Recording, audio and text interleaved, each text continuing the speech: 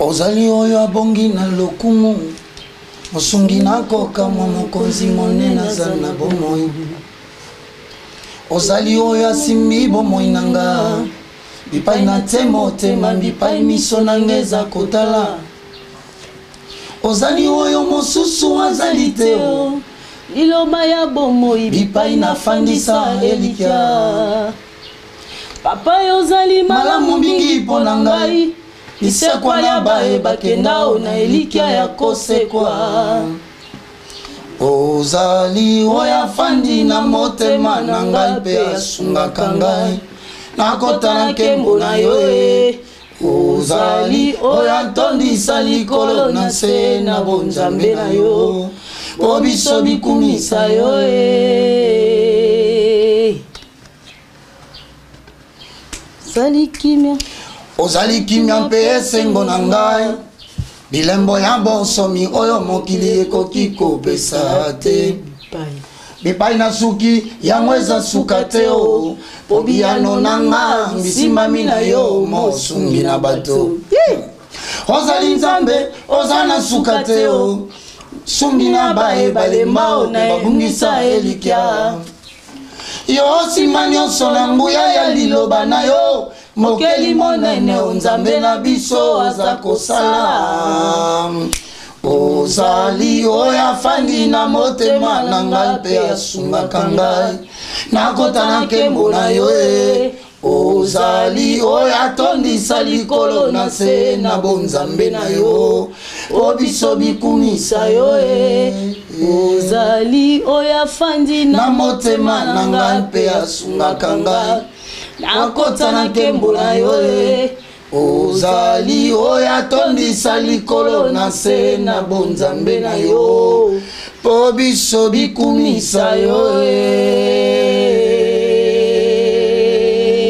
Voilà, fais de l'Éternel tes délices et il te donnera ce que ton cœur désire. Fidèles téléspectateurs, fidèles internautes, bien-aimés dans les Seigneurs, bonjour et bienvenue déjà dans les plateaux du réveil. Le réveil magazine Yaboula Mouki, le réveil magazine nous permettre de découvrir où est Bomba Matobi Awa Nyonso Yankoukou na Poissa. J'ai dit un très grand merci à Igo Malela et Yoshi Lucilobo. Oula oula. Lucilowo. Lucilowo. Exactement. Voilà, merci à vous, Bangonde Bassimi Bilili, et merci à Merveille Loukeba ainsi que Stéphie Alantokil na montage qui toko au Baosalara na émission Oyo, sans oublier toute l'équipe Yalo Kolé TV Europe. Je vous aime beaucoup, Binonion surtout. On est ensemble, il n'y a pas à discuter, il n'y a même pas à modifier. Voilà, les réveils à Mokola, le Binomo Bomoni déjà, il est là avec nous. L'évangéliste Roger Baka, et le monnaie toujours Koba, toujours na comment décoder les signes, toper les symboles franc-maçonniques au sein des églises de réveil. Le 7e signe, toujours décoder, Nini. Vous allez découvrir ensemble. Nabiso tout au long, il y a émission. Sans plus tarder, Shalom, évangéliste Roger Baka. Shalom, Nancy qui dit que Dieu te bénisse. Amen. Que Dieu te protège. Amen. Au nom de Jésus-Christ et de Nazareth. Nous prions aussi pour ceux qui nous suivent maintenant à partir de la maison. Shalom, merci de vous joindre à nous à travers ces nouveaux numéros sur comment décrypter le signe franc-maçonnique au milieu des églises de réveil. Alors, en accord avec 2 Pierre chapitre 2, le verset 1, la Bible dit: il y a eu parmi les peuples de faux prophètes, il y aura de même parmi vous de faux docteurs qui introduiront surnoisement des sectes pernicieuses. Régnant le maître qui les a créés, ils attireront vers eux-mêmes une ruine soudaine. Donc, on a pas si famille qui l'a qui dit Mobimambote, en Afrique comme en Europe, et même en Angola, parce que tous les mois qu'on a 4 nabino, tout est dans 4 services, il y a un zambé pour dépeupler les camps du diable et peupler les camps de Dieu. Que Dieu soit loué. Merci beaucoup à vous qui nous écrivez et vous qui nous aidez à travers cette émission. Il y a la réalité, vous vivre dans l'église, au Moussali, la réalité, la signe, et surtout dans la clip au bien de la télévision.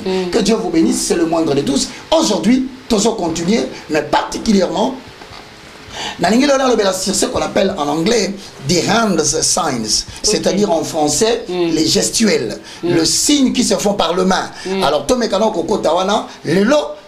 Illustrer que dans certaines cultures, il y a des gestes qui ne trompent pas, mais qui sont communicateurs d'un message du membre de la même confrérie. Voilà, avant Toko, tu as the hand of the Ninuana. Of science. Voilà, of science. Of science. Parce que l'objet peut me tromper sa cour. Amen. Voilà.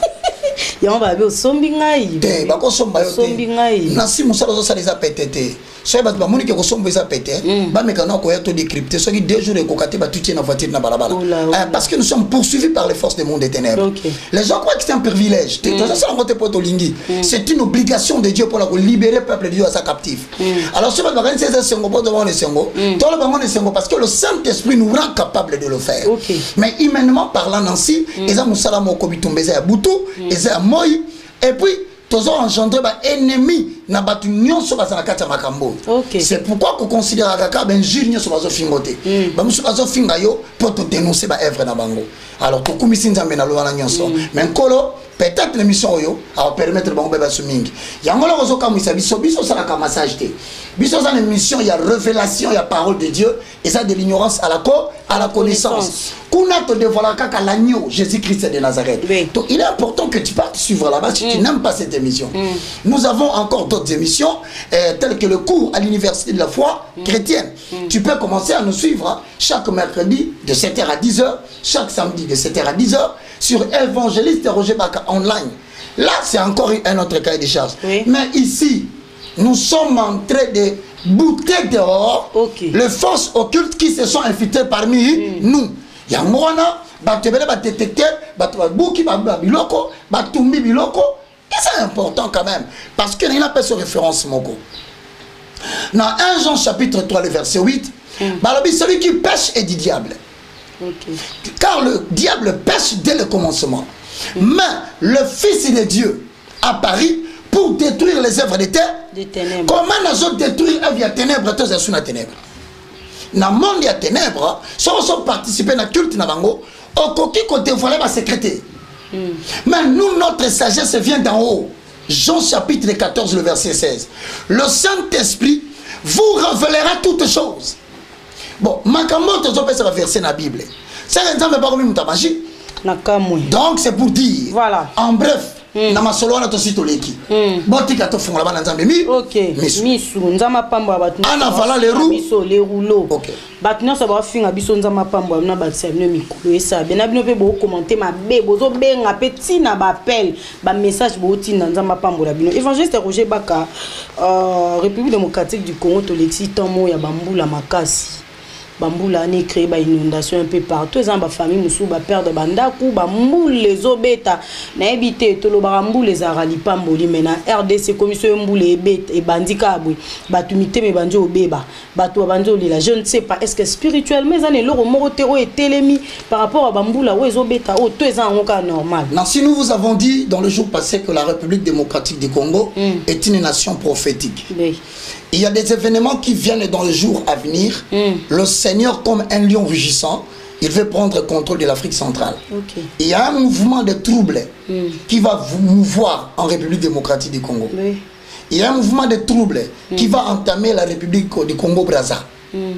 Ce mouvement va sillonner parce que Dieu veut contrôler l'Angola, Dieu veut contrôler le pays limitrophe de la RDC. Alors, maintenant, dans Proverbe chapitre 25, le verset de réponse nous Balobi, la gloire de Dieu, c'est de cacher les choses. Bambou le betami. Et Bouki Bissikana Sobatonga qui n'a Kinshasa. Fleuve débordé. Et Zubanda Kobato. Banzela Boukani. Hôtel du fleuve est zindé sur la Katamai. Qu'est-ce que cela veut dire? Voilà pourquoi, tant que nous la prière, il y a 2 jours, le 13 et le 14.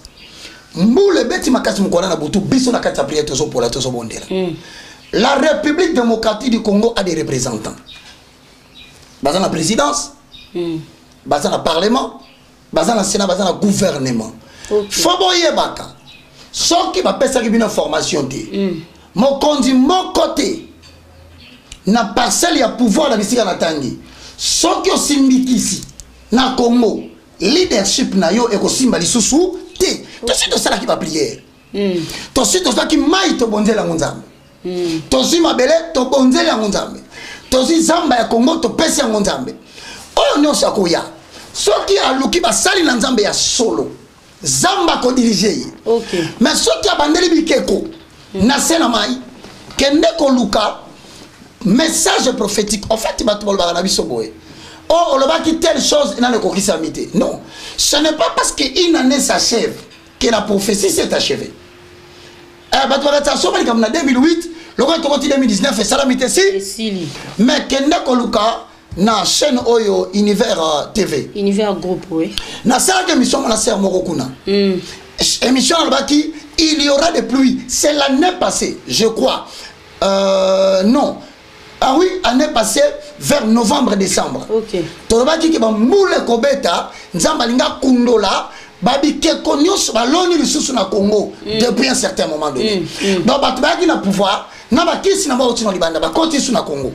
Baba ndiko tsala kisi na na RDC. Bali bazongi se kokona keta mai e kokosi to bomaki na prière. Bali ba kona bike kona sama bele. Ndembula wana et ça l'objectif est de terrer. En même temps et puis c'est redoublement de force. Na bato bakanisa ki na banzambe na bango ba ko diriger Congo. Na banzambe na bango ba ko tia balo na Congo. Franc-maçonnerie ko simba su na Congo te. Rose Couleur ko simba su na Congo te. Maikari e ko simba na Congo te. Prima Kouria. Au moins 2020 tozokota. 2020 tozokota. Je regarde en face. Soabin de Rosa mokonzi na Congo. Loba na ye ça va chauffer. Tant avertissement ça 2019.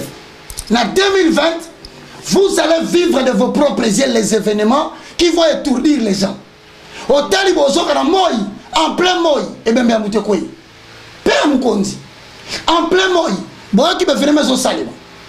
C'est pourquoi, Congo, c'est un zambé, on dit, on dit, les conséquences en boula. Voilà, merci beaucoup pour nous appeler Sibiso Tata Mokonzambo Gaza chrétien.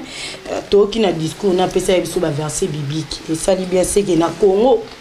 Car un évangéliste a l'oubi ba rose croix wana banini eza sous na ba mototé évangéliste Roger Bakolobi na 2020 makambo ya bat ba romona ngona moyi makambo yo lo ba boya ngomoni lelo batu nyonso tu ba romo takino ba lobi yo la kela batuka ba liwa yo la kela botomoni conférence de presse à musicien mo pasteur musicien mo eleka ka lobi ba la kela ke liwa tongo butu moyi entre parenthèses yo posa akati parce que yo za parmi bato pe ba loba ming pona pasteur wana na ebité Unorona yo et prophétisa ka ma bepo na bango to bénédiction pe ko bimate. Bon, kola pambola yo en réalité na yebité mutuni ninga na lakela mabe. Bible lobby le salaire du péché c'est la mort. OK. Oh non ça zo tambola na masumu mbano na eza kufa.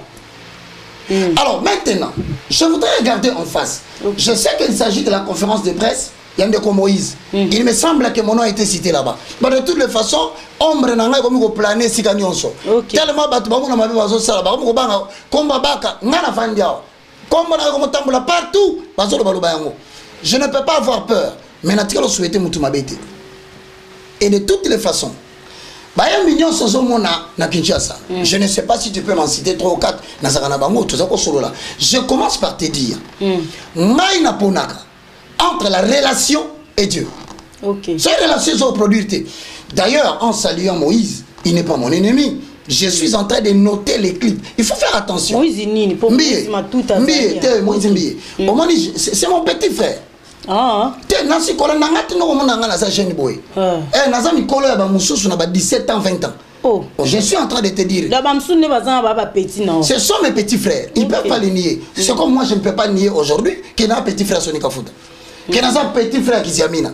Au-delà du ministère, nous avons l'âge chronologique qui permet de se respecter. Okay. Au-delà. Et puis, il faut faire la différence. Bisoto de nos sakabatute. Notre démarche pour notre classe est scientifiquement objectif. Ok. Pas subjectif. L'individu ne nous concerne pas. Il faut faire la différence entre l'œuvre et la personne. Mais en attaquant l'œuvre, en dénonçant, en critiquant positivement ou négativement l'œuvre, l'individu se fâche. Mais il ne devait pas se fâcher. Parce que l'œuvre, elle est livrée à la consommation du public. Ok. Maté à sauté, ma fille maté. Ma casse. Elle s'est répondre à moi. Parce que comme une œuvre scientifique, l'évangéliste Baka pris en dehors à cet individu. Parents, Yaban. Mais pris dans l'œuvre dans ce sala. Les gens ont tout le droit. Parce qu'elle va critiquer l'œuvre Nabiso.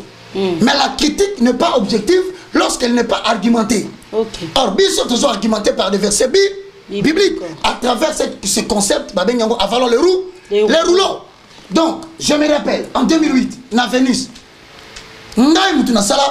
cérémonie Mobimba. Il y a concert, il y a billet. Chercher dans les annales. Mais après, quand je ne comprenais plus, c'est que Ndekonanga la Katine sur la salle. On s'est retiré. Est-ce que nous sommes obligés de continuer? Mike Kalambaye, triomphal, pour ne pas parler de Venise, pour ne pas parler. C'est moi le maître des cérémonies. Quand j'ai vu que je ne maîtrisais plus, Natiki, Nani Moussou Alice Ali, Sultani Hotel, c'est moi. Nom tu l'as modéré du début jusqu'à la fin. José Nzitangili, c'est moi. Lord Mongo, concert populaire Namassina, c'est moi le modérateur principal.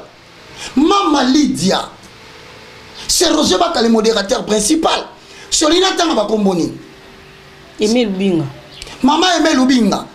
Na Salon Congo. Na Grand Hôtel. C'est Roger Baka le modérateur principal. Je sais de quoi je parle. Et ça, le musicien chrétien, mon côté, a prétendre à Téléma. Alors que Roger Baka, Azamutu, Erto Zagi Malamu, Azagi Nabisote. Erto Baby, Atigi Biso, na continue. Na l'obité que Bawana Tangi Bawana, même leur Mbongo, c'est toujours Roger Baka. Nazala qui maître des cérémonies principales. Dans la République démocratique du Congo, il y a musicien chrétien nyonso. Actionnaire, il y a promotion à TV. Avant clip, il m'a Patrice Moubiaï. Je salue Jean-René Balekita aux États-Unis. Un homme qui a conservé la scène doctrine. J'étais aux États-Unis, j'ai vu Jean-René Balekita. A comme professeur de musique dans l'école aux États-Unis. Au niveau d'élévation. Parce qu'il a gardé la scène doctrine. Jean-René Balekita, je te salue. C'est pour te dire. Bateau Bazolo Baké Roger Bakazola Gatumabe, verset Zaramoko. Avant le roux. Les rouleaux. Ok. Ézéchiel chapitre 33, le verset 11. Mais maintenant, il fallait les rouleaux. De toutes les façons, Jésus-Christ est resté Seigneur. Ézéchiel 33, 14 dit ceci. Dis-leur, je suis vivant, Nazana Bomoy. Dis le Seigneur l'éternel. Et l'homme Kolo, il y a libéré na libéra. Ce que je désire, ce n'est pas que le méchant meure. Exact que Moutaboy naï à côté na kisi akufa. C'est qu'il change de conduite. Abongo la bisa. Bizaleli. Ce que bizaleli n'est pas la katani. Il y a clipté. Tout le monde a kata clipté sur la bongwami. Tout le monde a geste à sur la tête sur la bongwami. Tout le monde a la vie à zone menée sur la bongwami. Tout le monde a la télé na logo sur la tête sur la bongwami. Change seulement de conduite et vie. À tout le monde na sukoyo. Mais pourquoi mourriez-vous dans vos péchés, maison d'Israël? Pour nani bolibo ko fala kati ya masu sikoyo. Ce qui va musicien na tangi wana. Et que basala ba œuvre nzamba sobo ya tena conduite ya banzembu na bango. Na otuna ngona suka. Neloko moko ezala banzembu na bango nyonso. Voilà soto koti. Donc c'est pour dire que Roger Baka a la kelarane batuma bete. Réponse yangmana. Ezan de Bible. Avant le roux. Les rouleaux. Ok, Nancy, première question. Voilà, première question, Mouroula Lelo Ezaboye. Évangéliste Roger Baka, pourquoi tous autres décodés bassines on a bas symbole franc-maçonnique? Pourquoi? Tous décodés on peut n'anine. Pourquoi? Parce que le message subliminal sont adressés par des codes et des symboles. C'est parce que code, symbole, c'est quelque chose que tu as vu, que tes yeux ont vu, mais que tes yeux n'ont pas réellement vu. Ok. Et tu comprends. Très bien. Mais sur le moniango, et moniango, mais sur le moniango pensate. Et nous le banine. Au moni signe, au moni symbole, mais signification nango, cerveau na yebiango te, mais subconscient na kangiango. Mais est-ce que Bible so pesa biso vraiment autorité, ton référence moko zo dans les pamane wana. Proverbe chapitre 6 le verset 12. Wana nansi ozotanga na zolimbo. Voilà. Verset liboso. Proverbe 6, hein? 6 et 12. Avaler les roues. Les rouleaux tout. Il faut toujours avaler les rouleaux. Oula, oula. Voilà. L'homme perverse. Moto ya misala mabe. L'homme inique. Moto ya masumu. Marche la fausseté dans la bouche. Nakate munoko na ye makambazolo babokani seza ya solo eza ya lokuta. Il cligne des yeux. Omona misune zo beta beta. Parle du pied. Ma colonne zolo ba peso pesa message. Fait des signes avec les doigts. Azo sala ba signes na maboko. Boko yeba te. Est-ce que proverbe tanga lobir gambo. Ezabaka. N'est-ce pas que Salomon est en train de dénoncer la franc-maçonnerie dans le livre de Proverbes, chapitre 6, le verset 12. Ce sont des paroles qui cachent autre chose. 2. Avec leurs yeux, ils ont clignoté. Mais il a des signes qu'il fait. Même dans Maboko, il fait des signes pour communiquer. Donc, Salomon savait que les hommes iniques, les occultistes, les francs-maçons, c'est la code. Naba signe, naba symbole. Yango lelo to spécialisé débat nabiso sur quoi? Sur le signe de main.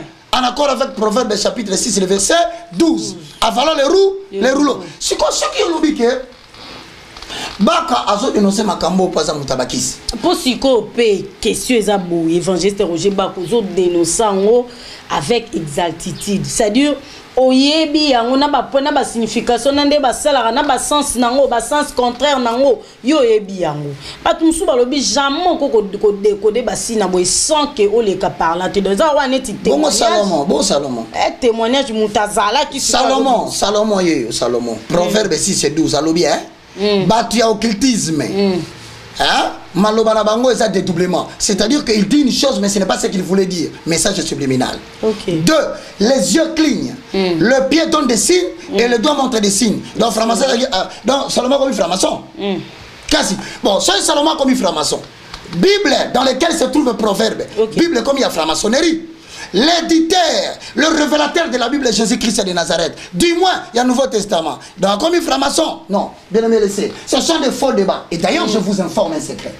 Il faut savoir que Moutunion soit contre la premier degré à franc-maçonnerie. Na troisième, na septième, na 13e, Azam Moutouoyo a kokiko dévoilé en public la signe Nazoloba. Parce que, basala la signe moko, azulobo katan na kingo, et ngolo banin. Ah, on a continué na secteur. Moukola la vérité.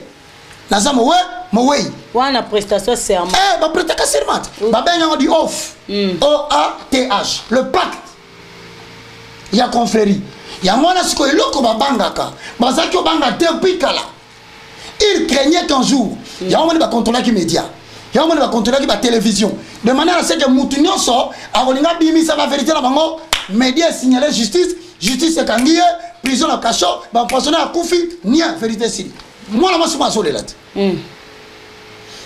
quand il n'a pas na boy na mona ba dragon a sali combien de jours? Des jours moi a kufi ba lié. Mais maintenant la question se pose, pourquoi Bissot te sont dénoncé pour la sobater la Bissot? Parce que nous avons reçu mandat de la part de Dieu. OK. Voilà pourquoi Tonito dévoilé sur le signe de la main avec la parole de Dieu avalant les rouleaux voilà tokota bon signe de la main. Ba signe ni tant obi le signe de la main ba signe ni to décoder on le to comprendre signe ni to salara aime sous par ignorance c'est ça ma bé. On dit que dans Proverbe chapitre 6 le verset 12.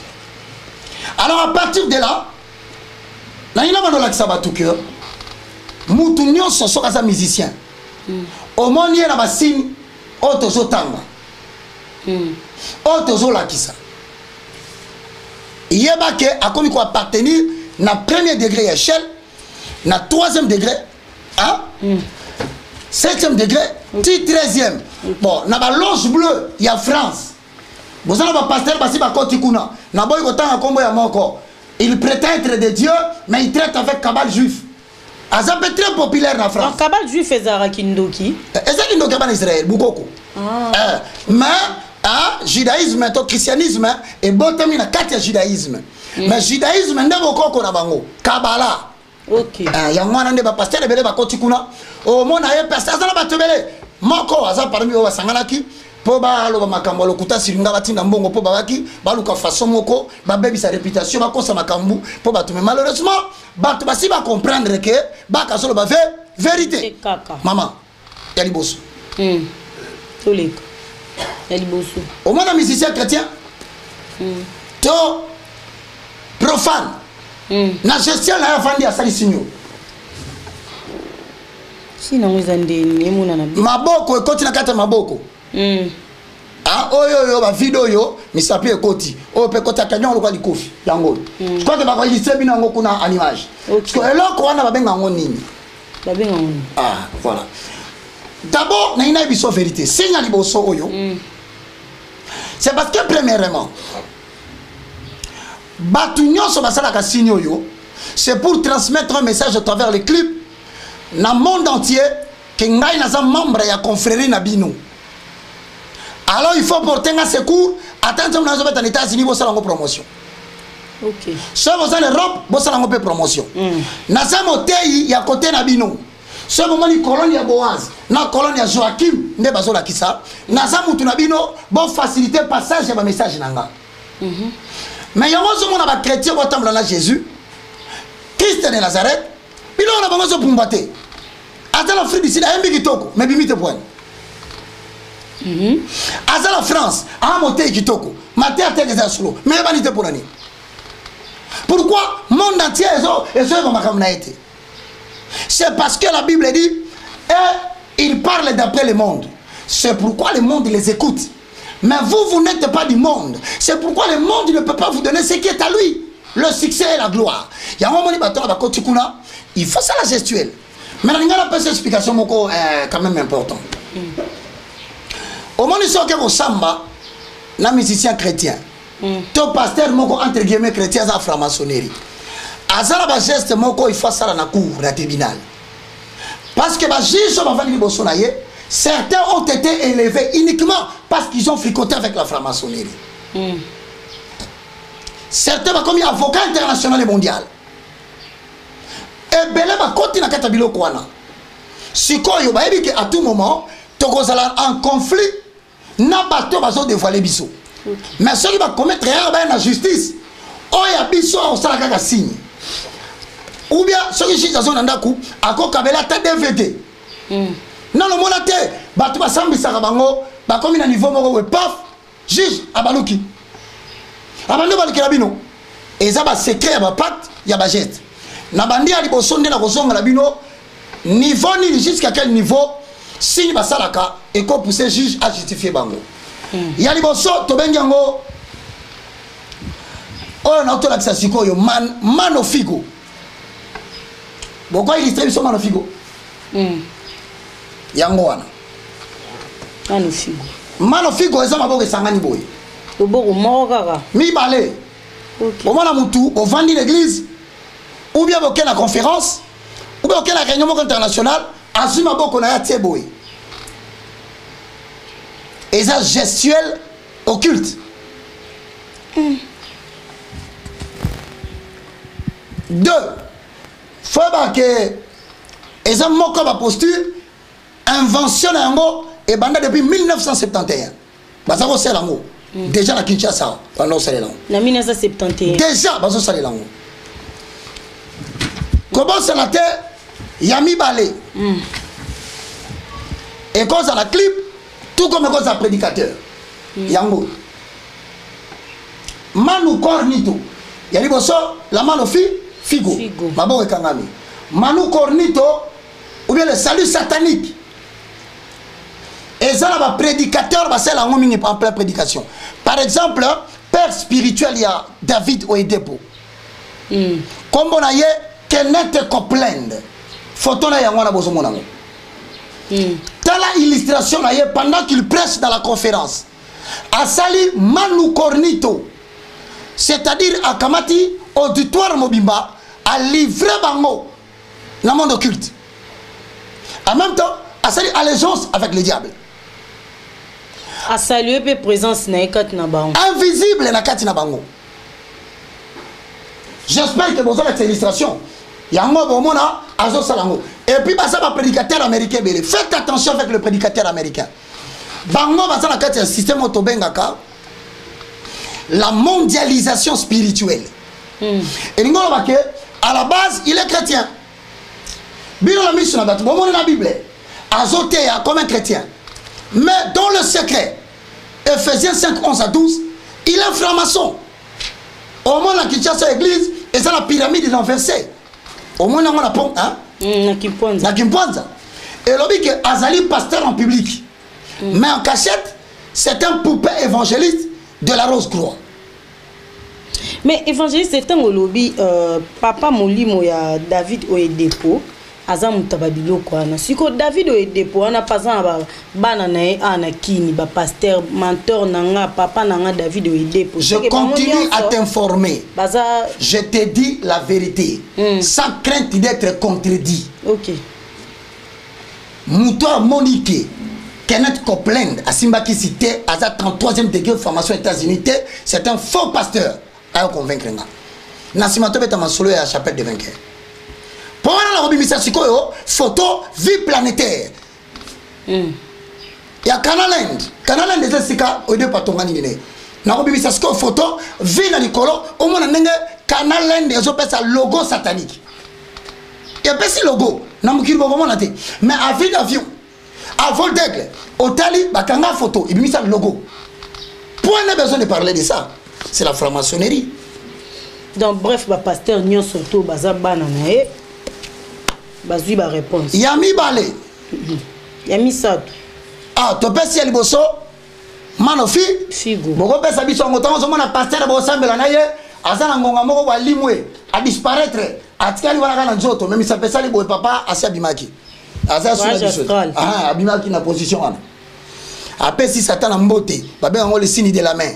Que les gens ne comprennent pas, mais subliminal. Au moins ceux qui sont dans l'occultisme comprennent qu'il y a un nabisu. Concentré. En même temps, ceux qui ont la TV, ils ont la bataille de banda. Ils ont beaucoup de sambela. Ils sont occultistes. Ils vont participer à la culte. Alors parce que l'église n'a pas de kawapi, loge n'a pas de kawapi. À partir de la télévision, à quoi on a dit ah ouais c'est abisso na kekuna. Il y a un moment là politicien mingi. Bah il y a bien franc-maçon.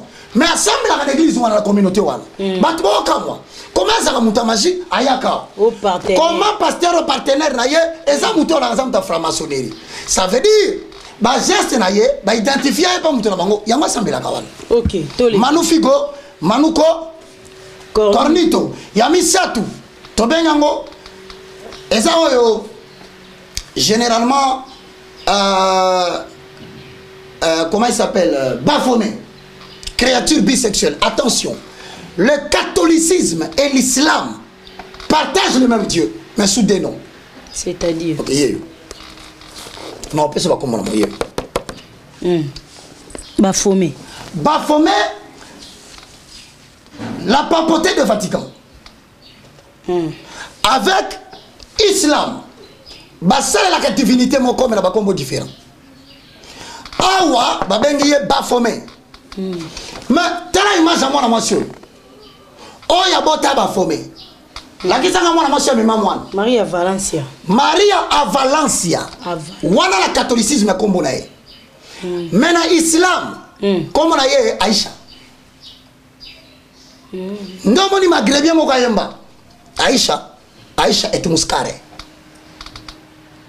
Okoka tu bata islam arabe babengiye Diane, temple de Diane. En fait, c'est la même divinité parce que le catholicisme, il y a inventé l'islam, il y a bimisi Mahomet. Avec tout le respect que je dois aux Arabes, moi je parle de la documentation claire. OK. Siko ba aniti Aïcha wana, ezan ba parfum Aïcha, ezan ba tu ba prénom na ba Aïcha ba Diane na ebité ba zan prénom na ba. Au cause de l'Apocalypse. Pour oser de combo Aïcha Makambo. Siko Apocalypse combien? Apocalypse chapitre 14. Verset. Osana déjà. Quelle rapidité dans ce qu'il a dit. Valons les rouleaux. Ah, valons les roues. Les rouleaux. Osana. Oula. Totangi verset 1. Voilà. Ok. J'ai regardé. Et voici. L'agneau se tenait sur la montagne. Et avec lui 144 000 personnes. Qui avaient son nom et le nom de son père écrit sur leur front. Na bango. Et j'ai entendu du ciel une voix Comme un bruit de grosses eaux. Lokola maya munene ningani. Comme le bruit d'un grand tonnerre. Lokola tonnerre mobimbaka kebeti. Et la voix que j'ai entendue comme celle des joueurs de harpe jouant de leur harpe. Et ils chantent un cantique nouveau devant le trône et devant les 4 êtres vivants et les veillards. Et les personnes ne pouvaient apprendre le cantique. Si ce n'est les 144 000. Sauf ça, 44 000 qui avaient été rachetés de la terre. Maintenant, ils l'ont vaincu à cause du sang de l'agneau. Oui. Ils l'ont vaincu à cause du sang de l'agneau. C'est les 144 000 personnes. Les 144 000 personnes représentent les restes fidèles que Dieu a sauvés en Israël et aussi ceux qu'il sauvera parmi les nations. C'est un code symbolique qu'il faut savoir déchiffrer. 144 000. Voilà. Israël, c'est symbolique. Voilà. Un jour devant l'Éternel symbolise 1000 ans. Alors si on parle de 144 000, il faut décoder. Bon mango, on va prochainement. Maintenant, mon tour tourni. Soyez mutumo quoi yébité. Maza, membre de Sion. Na front na ye, et l'on gagne chose à dire. On comprend que j'étais à la marque. Oui.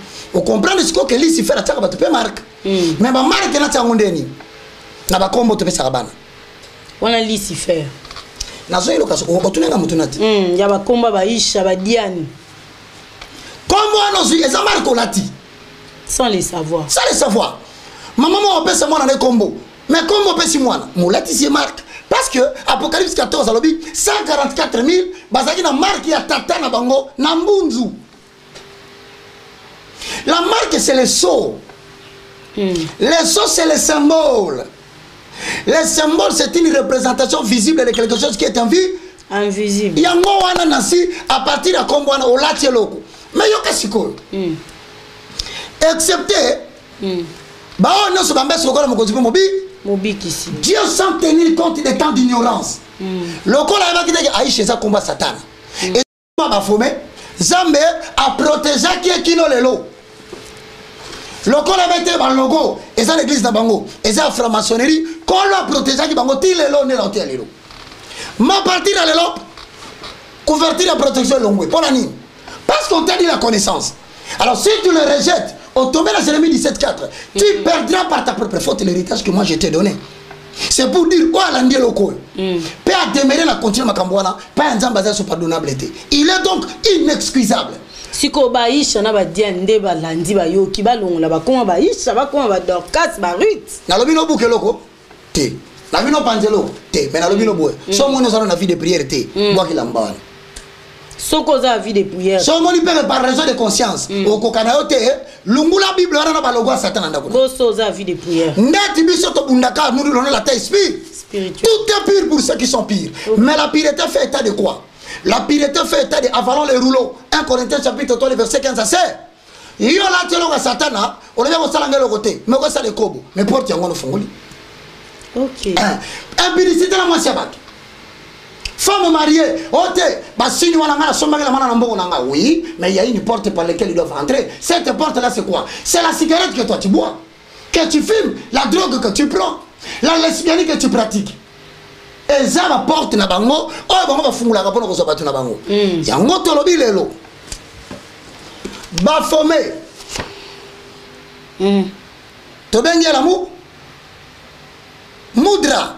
Yeyo. Na catholique aza représenté par Maria à Valencia. Sikoyo. Na islam chez les arabes babengi Aïcha ou bien Diane.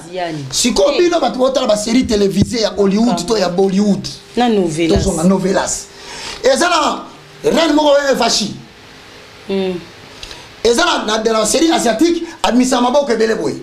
Azala kwa maboko ebele so sala kwa ye wana sikoyo pana bango. À part Moudra. Moudra a caractérisé aussi par une position chez les Indiens. Laquelle? Les mantras et les yantras. 729 signes décodés. Donc continue par la grâce de Dieu. Les mantras et les yandras. Mantras na yandras. Yandras. Yango. Position. Jean ma position. Au moins un pasteur na cher. Moyembi. Du coup le la photo Bouddha balak sabiso. Atiboy. Oh, mais voilà yandras na mantras. Au seul monde ni. Autre réalisateur mutasenga kingai na sala ndongo na posa la photo et affiche. Oh, yo yebite quand on sali sur les yandras et les mantras. Mais position oyo évangéliste ozolo ba ya maboko boy na osanga ngote na osala bo umunte ya sala kyango. Position oyo. To moni position oyo côté na côté, c'est-à-dire côté positif na côté négatif. Ba mission profane bazan la position oyo, ba mission ya nzambe ndoto ba mission chrétienne. Bazan ba position on a ba fiche na bango na ba pasteur. Ba sala rango. Siko ezama be en quoi position oyo. To ebisio siko ke lokola côté na magie. OK. Il faut garder bonne image sociale awanga naka. Ce bâtiment nous a la magie, on a bien la magie. Mais pourtant, il faut décoder magie par les symboles et par les codes vestimentaires. Okay. C'est-à-dire qu'il y a des gestuels symboliques qui traduisent la magie en l'homme. A boinaye, parce que, alors que ça pasteur, bon, vous va pessier. Banda kukito va pessier. Ba relation va pessier va pasteur au monde entier. Am le temps là bango. Pour y yembela nzambe. Mutu lokola mais morowe. Même ne late le romonango. Tala illustration zali. Tala par les gestes, mais Moroé Vestalati. Tala va passer Beni In. Qui s'est converti. Olandi Beni In a lobby a renoncé à ma prédication, il y a prospérité. Donc, il y a un sabato. Et ça, il y a le coup, il y a le kuta. Bon, si le bateau, il y a que Beni In a sa père spirituel. Tout ça, il y a côté arabe. RDC côté arabe. Axe Dibal. Limité quartier industriel. Et je t'apprends que tu vas aller Nicolo, et puis, ngai bakate. Nga zo constater kaka que ton seul la vérité, batu ba boy na bango bongo la motema. Yantras et mantras na suka na retourne ba musicien. Oh yo sali, comment nango nini? Biso to ba consommateur, ne nous intimidez pas. Vous nous livrez des biens qu'on appelle défectueux. Marchandises défectueuses. Alors, biso de l'équipe OCC spirituel, office de contrôle, te contrôler, te suis agneau, te balousier, te suis nyama, te balousier. Mais la monnaie n'a pas clip à musicien nyonso. Expression pyramidale, ezali. C'est que ça va. Zembo bato wa wembate. Siko na lobi mutu moko babeti na bayembi ora nyonso. Na tuni bango mutuna. Nga na lobi na bino que 3 points oyo zo mona oyo. Ezala bantemu na bino nyonso, ça représente la pyramide. Ce qui veut dire que ça le kuta. Bon, c'est un moutazo de Salikambouana. Papa, biso beto moni moi été, hein. Et là, quand Roger Barazo te le mélango, bah, tu peux pas comme le biso. Bah, au bout, quand c'est un biso, c'est pas moni loko. Yo longo la yango. Ce qui a l'ongolité, bon, pour entre Jésus et un symbole. Évangéliste, tokende iko kelo kendo, tokende mbangu te, ola. C'est-à-dire, rebeti du solo à 3 points A, 3 points, n'habité 3 points de suspension, 3 points de nid. Tant on lobby 3 points nid, 3 points et la question est là qu'on va illustrer bino. C'est-à-dire que, je vous ai dit que ce sont des codes. Donc, point mon licolo, point. Ok. Or, la géométrie, bah, ici, partout où il y a un point, une droite peut passer. Ok. Oui, chrétien là, bah bourrique. Bah, vous comprendre. Je suis en train de dire aux gens, la vérité c'est ça. On vous prend pour des carpettes. On nous prend, nous, les chrétiens, comme des imbéciles, nous ne réfléchissons pas. Donc ils essayent de faire passer des choses et ils se moquent de nous en cachette pour dire, parce qu'ils ne savent pas que les symboles qu'il y a là, c'est les nôtres. Alors Dieu a dit, ce n'est pas bon que mon peuple reste dans l'ignorance. Car les ténèbres ne régneront pas toujours avant les roues. Atindi baka, ore yoyoka. Ngala le monde à ténèbres, on a dénoncé le monde à ténèbres. Bon, c'est le bandit logo dénoncé le monde à ténèbres. Bon, moi, tant que ça va interpréter le film, la zone sa parole de Dieu la carte. Ou la narandé. Si quoi 3 points haut apparemment de eza logo, ezali pyramide. Il y a réalisateur à bas. Ah, toqué na montage. Personne biso 3 points. OK. Joie droite à liboso, tiens un point. Matissa et personne déjà droite à liboso, yango ni mati. OK. Bazongo ba ki disana point mosusu. Kiti. Tant que ça sont bibisini. Pyramide. Si quoi pyramide c'est $1. Différence c'est ça wapi. Mais vous ne comprenez pas que l'agence de publicité le la Motown. Au moins les pyramides on est dans M na bango. Dans illustration la mara bango au moins la Motown et la visini. Il y a pyramide. Si quoi pyramide wana ezali Osiris na Osiris ba divinité Égypte. Si quoi bango ne ba comme kota pour na ba conquérir le jeune montant ya musique chrétienne na le jeune prédicateur baso bango. Lokola moi baso ba chrétien zate ba chrétien ba kolanda ne bango. Donc à partir na ye baso ba chrétien no so baso landa. On comprend? Sikoyo, n'a pas ça moussous. To aussi ça na 3 pour 3 prises à ma cam. 3 points à vous la clip. To aussi ça na 3. Ah, donc vous là. Voilà, tous en moussous. Nancy. Toi même qui. Maman ça linga passe. Molinga mi malamu. Balinga kapona mbozuite. Balinga kapona bizaleli.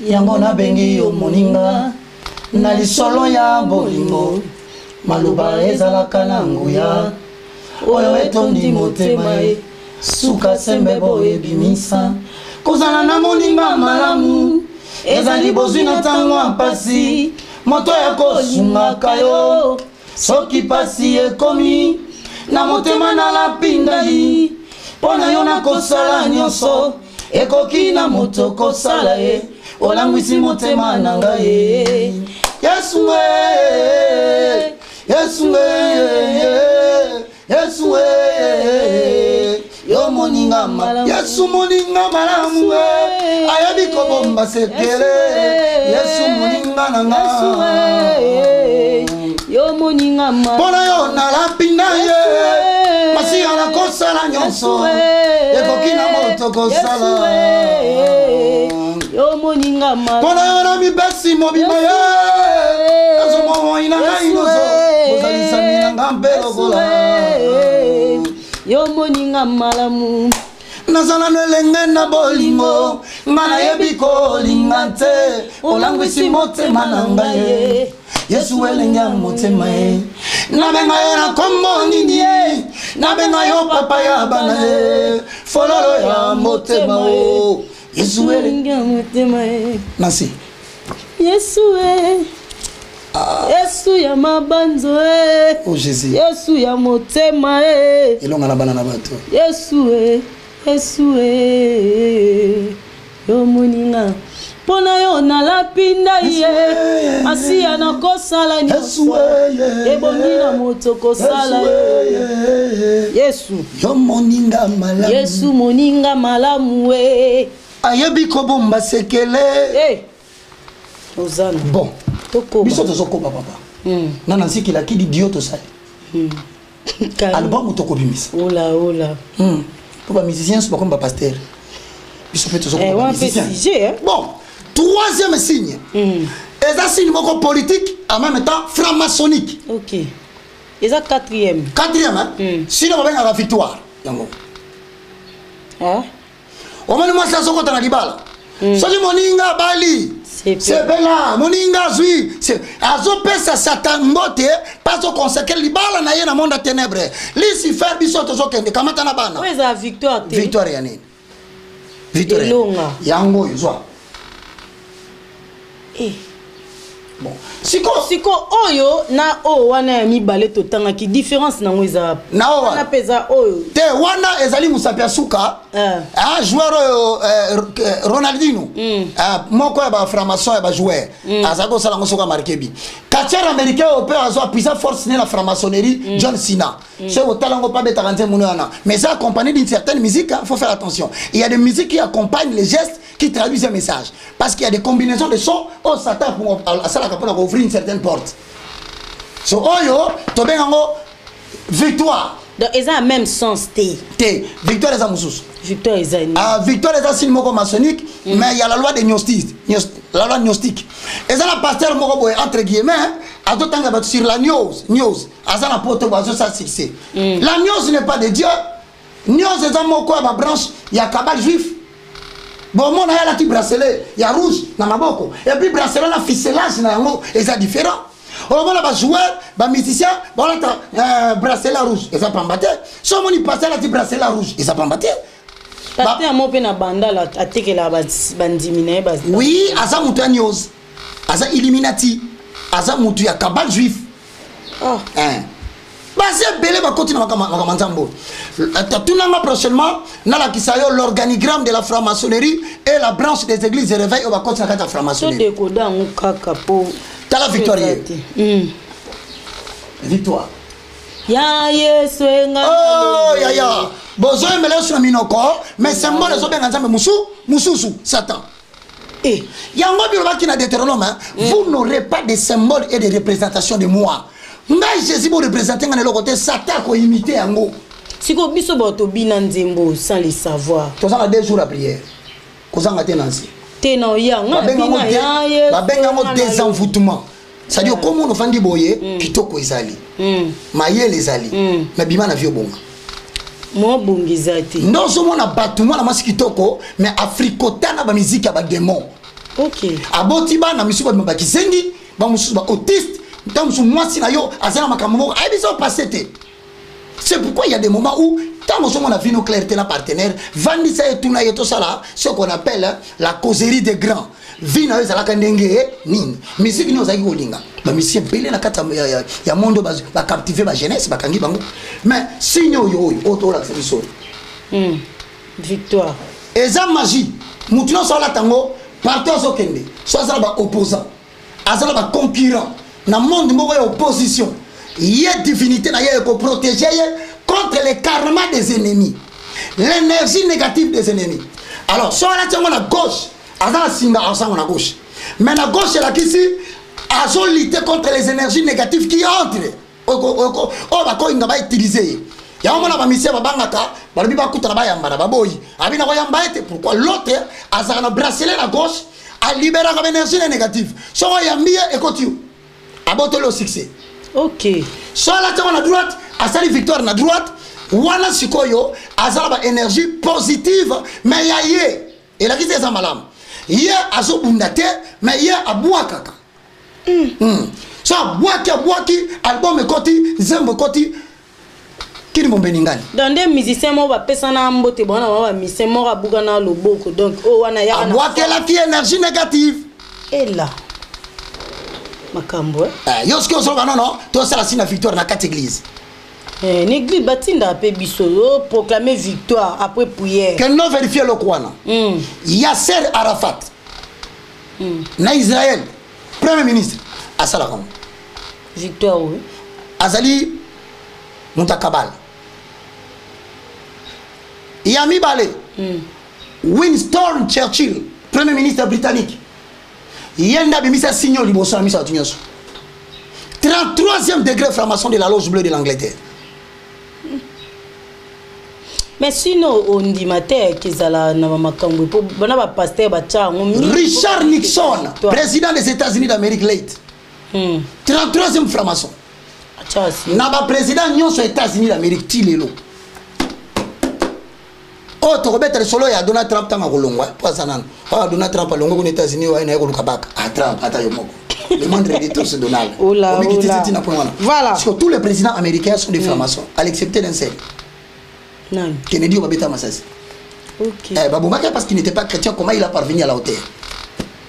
Donc on veille à ce qui est dans le monde. Parce qu'il était chrétien, toi il n'était pas chrétien. Parce que lui n'était pas franc-maçon. OK. Mais il avait accédé à un niveau l'écolo. Donc il était chrétien. Or, le niveau on est réservé à initié. Donc ce qu'on a chrétien, tu vas combattre jusqu'à ce qu'on réussisse la politique là. Je commence à me demander, est-ce que ce garçon Donald Trump, ce monsieur Donald Trump, dans l'histoire de l'eschatologie, ce type est en train d'incarner un pouvoir? Parce que, baliba de situation, on va voir donc que tu vas bien trouver un secret. C'est pourquoi na ko tala suka. Pona tuna mutuna sikoyo na ba photo no so bimisana sima. Boy bisabiso. Ba sinyo to bageza mabe bino ko sala ngo pona nini. To le capo téléviseur ali kamango nga. To koma na suka. O comprendre sikoyo. Shake hand. Deni. Shake hand. Salutation à franc-maçon. tala ba réception nyonso ya international oh Macron akena okutana na Donald Trump keno président à Angleterre reine d'Angleterre ba mbake banani Hillary Clinton akutana gina na bango salutation na moyango shake hand ba pesi loboko ba selo ko bakangiango parce ba ningisi yango boy. Ça c'est la salutation des gens qui sont dans le même loge.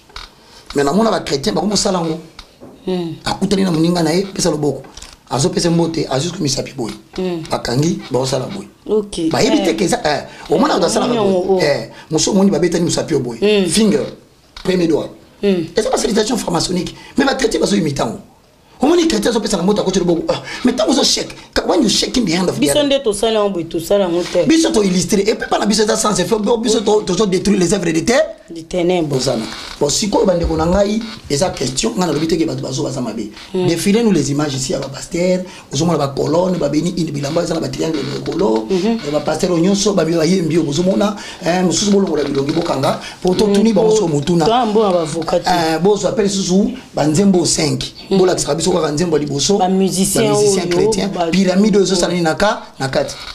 Alors, ceux qui par exemple aux musiciens parce que vous baka fingi bien internet, le beza lokuta baka lobi à tout ninde mutuna réalisateur na biso ataka 3 points oyo a expliqué biso 3 points là qui c'est ni. So ka pesi biso explication to pesi ordre chrétien nyonso au moni c'est dans la pyramide na kati buka. Donc bango ba tout nande réalisateur. Bango ba tout na réalisateur. Pour ça logo ya maison ya. Bandi ko ba likambo ça fait plus de 3 ans pourquoi ba chrétien ba yo kangate.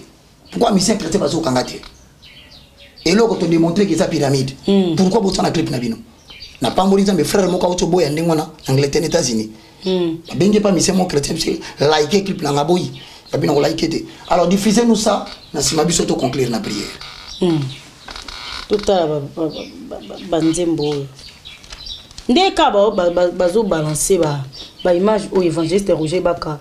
Pasteur moi za Suisse pas olinga ya Aya Congo pour ba on ba ya kakaka. OK. Azoya na explosion. To ebite so ya une explosion ni je ne sais. Pasteur wana baza l'église moko eza na Suisse. Eza franc-maçonnique. L'église en basi ba formé aya na février awa aya ko implanter l'église na RDC. Botala na sima pasteur triangle équilatéral entrelacé. Pyramide encerclée. Donc c'est-à-dire c'est une église de francs-maçons ali ba côté na Kinshasa. Ndebo ba mbule zo tomboka ezo buka ba mbela bato. Parce que bozo ko tsaka bakisi, bozo ko tsaka bakisi. Guerre na est société, ba sacrifice makila. Yango to lobi na bato boye. Na liro to zo kende na ngona RDC. Il faut to yokana na bato bazana poto o balinga ka manzambe. Na bazana kisalo ngoma manzambe to ko décréter 3 jours. Biso en Afrique, le roi Mali les alakate, to ba lomkana tongo libanda 6 heures juste. Nous tirons 5000 banda. To bandi ko belle la nzamba kitisa moto na ye alongola batamisa na mabe. Bana batu ba mona na kamela tanga kasi babonga. Kongo mona ka même bomengo. 3 jours wana eza réconciliation avec Dieu. Réconciliation avec nos prochains, réconciliation avec l'environnement. Nation Kangi. Premier jour, réconciliation avec Dieu. Deuxième jour, réconciliation avec notre prochain. Troisième jour, réconciliation avec l'environnement. 3 jours de prière. C'est quoi avec nos prochains, ça m'a dit, so beba na mutu senga pardon. Justement, Lukaye. Bonsoir boyne. Le problème est ça té. Yo se réconcilier. To ba na début janvier bala moko. OK. Pour tolingi bana na nzambe o basa nzambe ba mona nkemo na nzambe na 2020. Mais ba basa satana, quand on peut alongola bango génération sike ko ta RDC. To kondi matemboka mutauti Suisse lokola auto mona photo. Na ba biloko na simaza na ngo wana bétoile. Akota lisusu mbule sebu ki banda pe belé. Ba pasteur pe ba oyambaye a bazar. Ba se belé di meta oyambaye. Matonge oyambaye. Bandal oyambaye. Ozomona ke na pesi mbote na ndeko na nga mesala ko ressusciter batulukao. Nikolo va s'écouter. Tout le monde sait Roger Kebana Lukao. Lukao c'est qui? C'est un grand homme de Dieu. Un grand homme de Dieu. Vous connaissez Dieu. Les dieux devant qui donnent le grand pour sa genou. Donc, pasteur Anazani Anzambete. Oh, mais ministration Zalit. Oh, t'as la carte qui m'a fait la terre, tu as pas tué peine à ma péca. Et l'obini. Bateau, voilà, tu as vraiment pas soda en pleine cérémonie. Aux hommes, la cérémonie, moi, je vais pasteur. Non, ce sont des cérémonies franc-maçonniques, ce sont des rituels. Il y a de toutes les façons à la coupe à Moutou. Ngai la banga mutu zambo abiki sanga hernie bilatérale mais pasteur ana c'est quoi ça rabat appendicite aiguë aza nguya makasi hépatite du type C yaya yangu ta Suisse Bena baningana bandal. Ya limité na kitambolo bana bango garçon mo ale na TV. Akane libiso. Abi na kichasa na ko mati. Okane ndongo ba ko kanela na yomba lobe évangéliste Roger ba ko zara na ba terme okane li bango. Mama, omoni mboko yo. Ba kaza 100 sentinelle. Yo na famille na bino za 100 sentinelle. So yo ondima wibi akota ndako na bino ba retour autorisation ke papa to kangaye. Asa sur télévision zo bimanango yo tu papa to kangaye akamati bakite bimanango papa to kangaye mais aso kina biloko yo so ndaku te papa yango wana mwana za ndaku il prendra les affaires de son père. Romains chapitre 8 va avoir les rouleaux. Toute chose concourt au bien de ce qui aime Dieu. Et Romains 8 l'humanité tout entière attend avec impatience la révélation du Fils de Dieu. Voilà le quoi sentinelle lancer message casse Sendi bino boye ndeko na ngai koyate pasteur à Suisse koyate tozoko ta prière. Le sol congolais va t'avaler. Mabila Congo comme là. Uluba lukawa ya te lukawa yaka. Mais ayaki yo mo imambele kakite. Mutaseka kaza kite. Ba éviter maman et mon angalema parce que na misu na zota. C'est de toutes les façons pour vous dire je ne suis pas le meilleur de tous mais c'est toute une génération qui s'est élevée. Bitumba na sia zo mundana ba kazo bunda na Amérique ba basé belé bo mona bangote. Na Europe ba telemi déjà ba maman na ba papa. Na Afrique ba telemi même na Congo ba telemi. Mais biso ka to na télévision. Toko banga mutu te nzambo bi Ezekiel. Telema na kwa ndirisi front na yo pour résister na front na bango. Front na bango ezanini baka kufi na internet. Baka ngi baka hotel. Baka so bela grave. Baka suicida. Baka kufi. Baka omili bala batu. Wane za batora ba comprendre que soto vandi kimi garçon à conquérir le monde entier. Donc ivre na blé.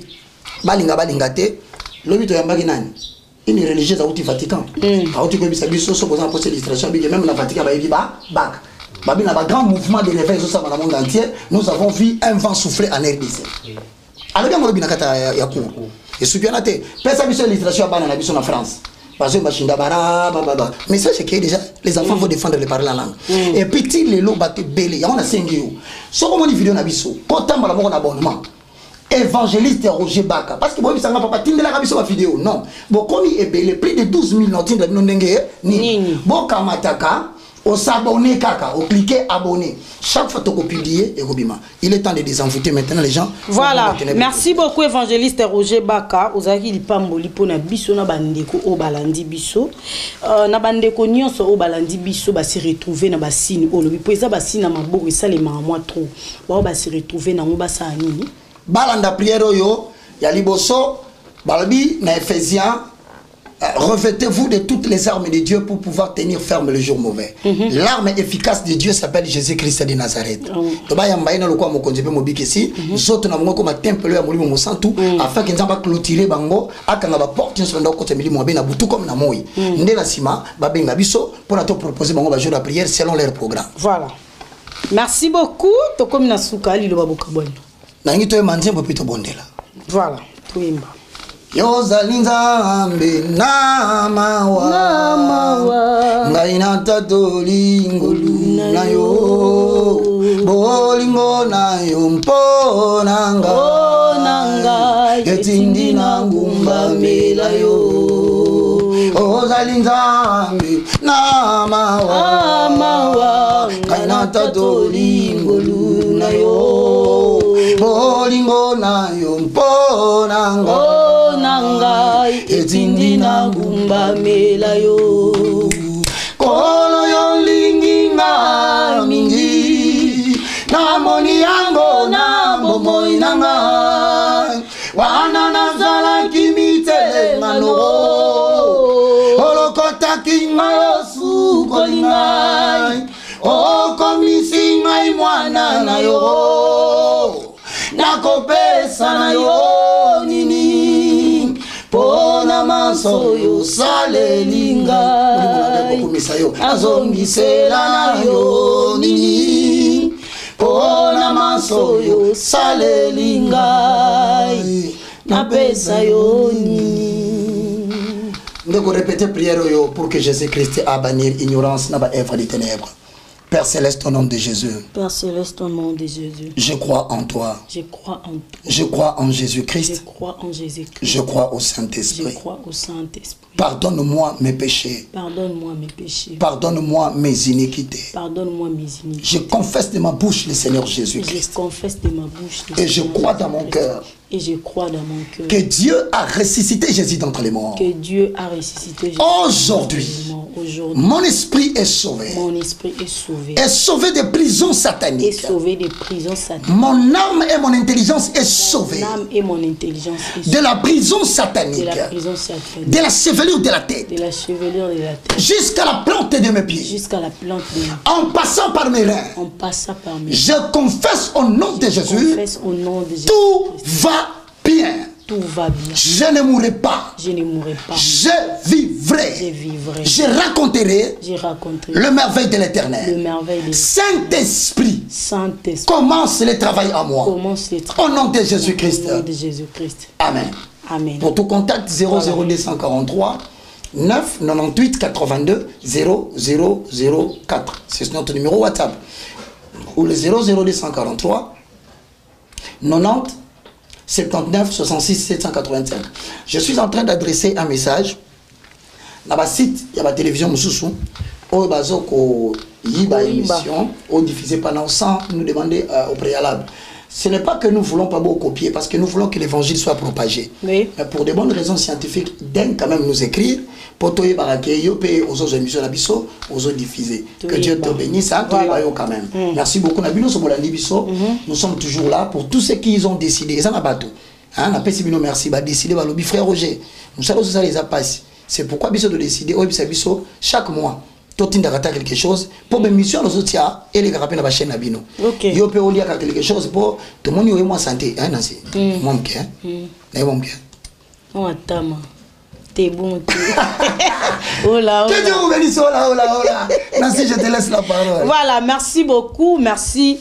Nabino Nyonso Bozala qui branché. J'espère que tout pas mis ensemble. Et merci Pena Bandeko bazo contribuer déjà pour le 25. Pour Bandeko non vous contribuer pour le 25 pour na orphelin. Bobenga benga ba numéro est affiché bobenga.